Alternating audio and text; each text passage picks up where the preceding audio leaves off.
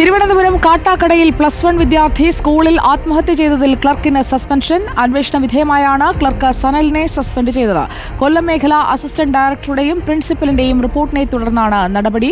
റിനു ശ്രീധർ നൽകും വിവരങ്ങൾ. റിനു ശ്രീധർ, ക്ലർക്ക് മോശമായി സംസാരിച്ചതിന് ശേഷമാണ് വിദ്യാർത്ഥി ആത്മഹത്യ ചെയ്തതെന്ന കുടുംബത്തിന്റെ ആരോപണം അവിടെ നിലനിൽക്കുന്ന ഒരു സാഹചര്യമുണ്ട്. അതുകൂടി കണക്കിലെടുത്താണോ ഇപ്പോഴത്തെ ഈ നടപടി?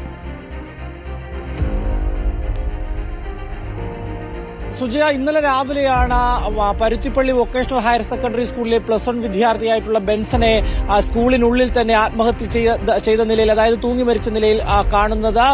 അപ്പോൾ തന്നെ ബന്ധുക്കൾ ഈ തലേ ദിവസം നടന്ന ക്ലർക്കുമായിട്ടുള്ള ഒരു സംഘർഷത്തെക്കുറിച്ച് ആരോപണം ഉന്നയിച്ചിരുന്നു. ഈ ക്ലർക്കിന്റെ ഇടപെടലാണ് ഈ കുട്ടിയെ ആത്മഹത്യയിലേക്ക് നയിച്ചതെന്നും ആരോപണം ഉന്നയിച്ചിരുന്നു. തുടർന്ന് വിദ്യാഭ്യാസ വകുപ്പ് അടിയന്തരമായി തന്നെ അന്വേഷിച്ച് റിപ്പോർട്ട് നൽകാൻ കൊല്ലം മേഖല അസിസ്റ്റന്റ് ഡയറക്ടറോട് ആവശ്യപ്പെട്ടു. തുടർന്നാണ് കൊല്ലം മേഖല അസിസ്റ്റന്റ് ഡയറക്ടറും അതുപോലെ തന്നെ സ്കൂൾ പ്രിൻസിപ്പളും റിപ്പോർട്ട് നൽകിയത് വിദ്യാഭ്യാസ വകുപ്പിന്. തുടർന്നിപ്പോൾ ഈ ക്ലർക്ക് സനലിനെ സസ്പെൻഡ് ചെയ്തിരിക്കുന്നു എന്നുള്ളതാണ്. അന്വേഷണ വിധേയമായാണ് ആ സസ്പെൻഷൻ. എന്തായാലും ബന്ധുക്കൾ നാളെ മുഖ്യമന്ത്രിക്കും അതുപോലെ തന്നെ വിദ്യാഭ്യാസ വകുപ്പ് മന്ത്രിക്കും ഈ വിഷയവുമായി ബന്ധപ്പെട്ടുകൊണ്ട് പരാതി നൽകും എന്നാണ് ഇന്ന് അറിയിച്ചിട്ടുള്ളത്.